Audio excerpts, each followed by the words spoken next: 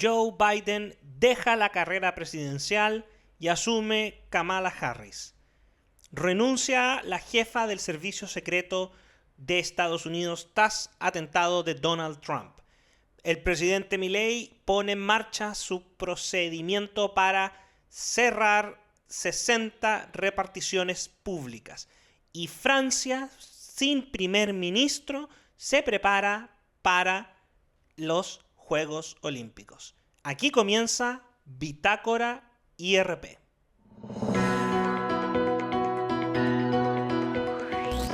Sean todos muy bienvenidos.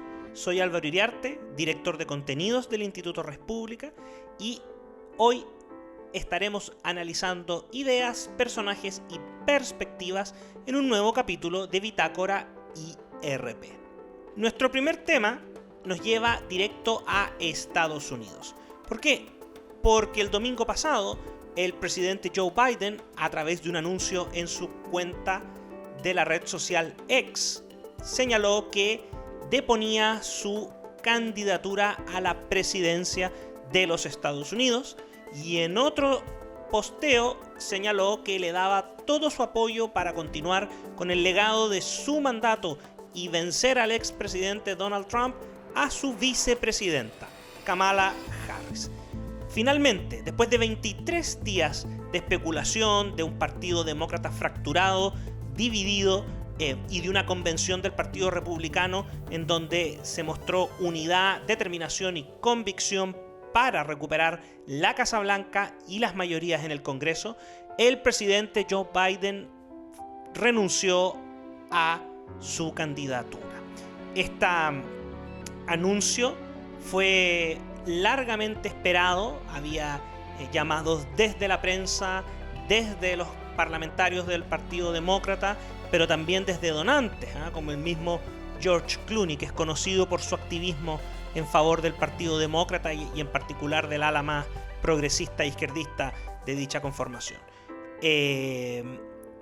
Muchas voces pidieron su renuncia, ¿sí? Hubo trascendidos incluso que al final el propio expresidente Barack Obama le habría tratado de solicitar que abandonara la carrera.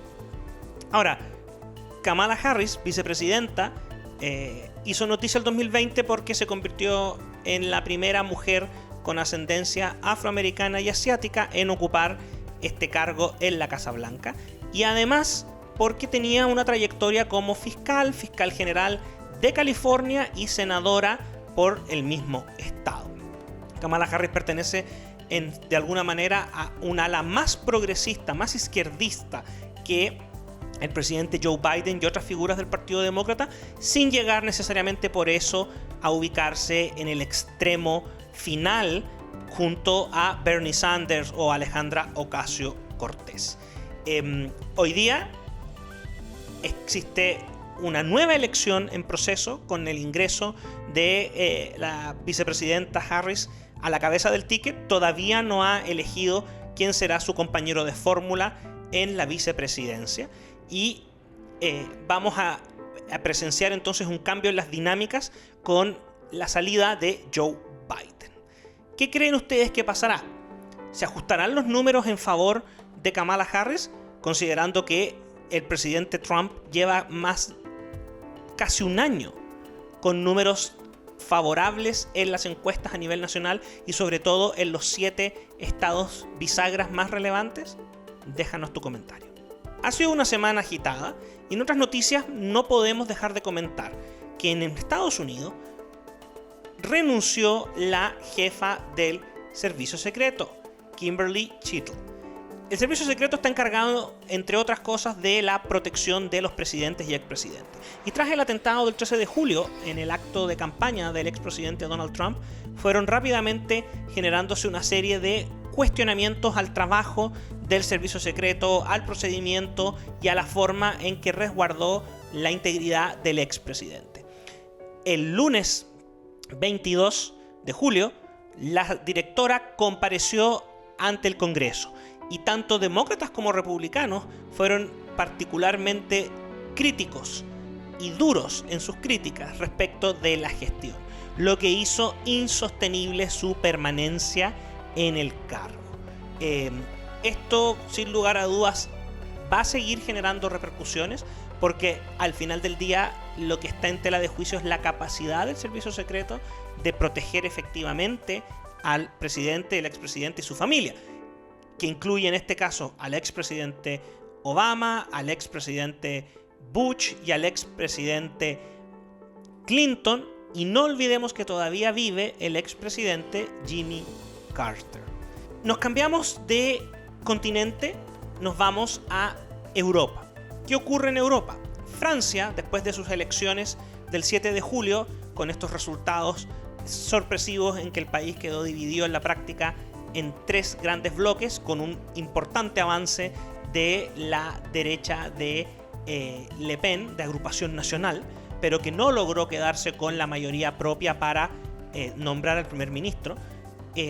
Está en una posición muy particular porque comienzan los Juegos Olímpicos en su edición 2024 en París, y el presidente Macron todavía no ha procedido a nombrar al nuevo primer ministro que refleje la nueva composición de las fuerzas políticas en la Asamblea Nacional.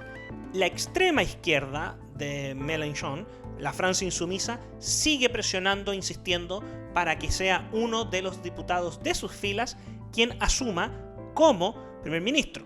Una situación que aparentemente ha sido hasta ahora resistida y descartada por Macron y sus aliados.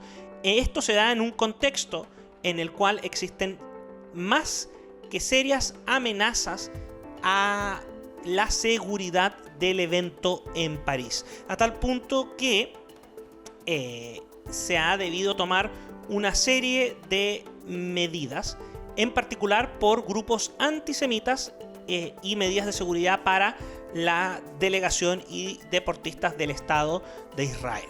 Ahora, las autoridades de la capital francesa han extremado las medidas de seguridad, además considerando los últimos episodios de violencia, como el vivido efectivamente el mismo domingo 7 de julio. Y en este orden de ideas, es muy importante considerar que ha desplegado militares para cumplir labores de orden público, pero también ha permitido una colaboración de las fuerzas de orden de otros países, como por ejemplo el de España.